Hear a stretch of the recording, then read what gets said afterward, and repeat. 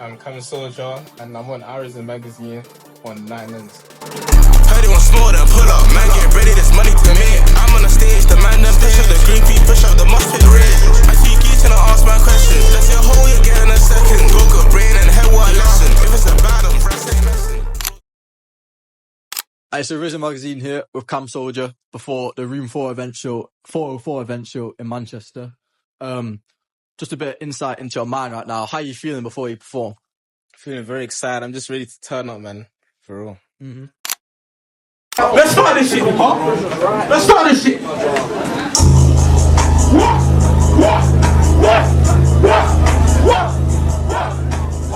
So you mentioned to us that it's your first time performing in Manchester. Are you looking to be performing all over the UK this year? Like, what are you sort of thinking for 2025 and performances? Yeah, I'm trying to perform in more cities, more like Birmingham and stuff. But I'm really thinking like the bigger picture. I'm trying to perform in places like New York and shit. I really think that's possible if I just put the ground on this year. Yeah, 100%.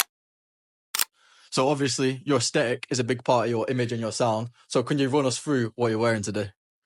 Obviously, this shirt, I got this shit from Vinted. The jeans are from Zara. Nothing too special. Obviously, I got the Maharas on. Then Alexander McQueen scarf as well. Yeah, that's hard. So, we're like, show me through your music videos and your sound. The UK is in a bit of a darker place right now in terms of aesthetic. So how have you sort of embraced that in the way that you like pop out and you like sort of make your music?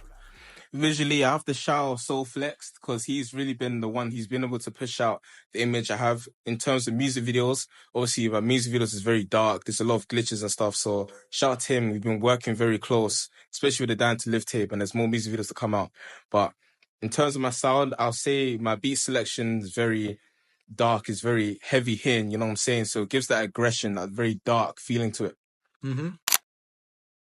So we were delving into earliest work a bit before, and like tracks like Greened Out and Slow Down.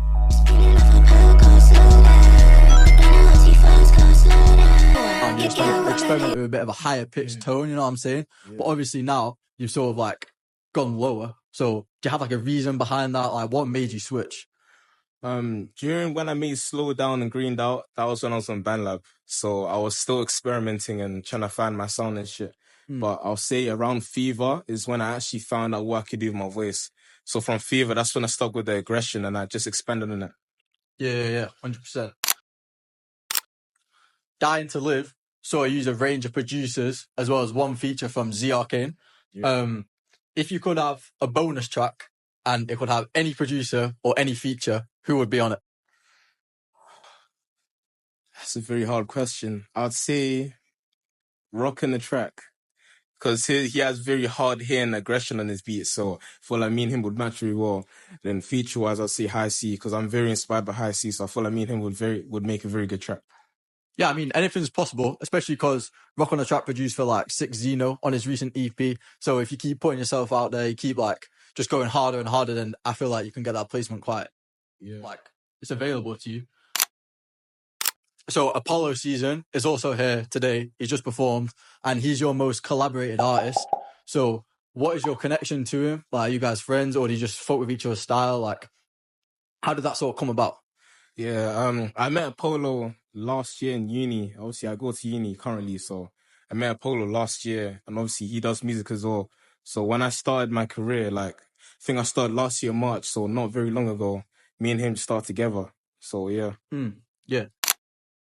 What's the toughest challenge that you've had to deal with to get to now where you are in your career? I'll say it's comparing yourself to other artists. So when you're an upcoming artist, you like to compare, like, even without knowing that you'll compare yourself to other artists that are very successful and it will make you doubt yourself. But it's one of them things where you just have to have trust and faith in your own path and trust in your own sound. And I promise you'll get somewhere. So yeah, to anyone out there, I'll just say, don't compare yourself. Just focus on what you're doing and your own sound and you'll get somewhere. Yeah, I hear that. To wrap things up, what is one goal you'd like to achieve in the next year? I definitely want to perform outside of the UK. I know that's a very far-fetched dream, but I feel like that's very possible if I just put my head down and just get to it. 100%. I feel like you can make that happen. Anyway, thank you for taking your time out to speak to us. It's been a pleasure, bro. Thank you.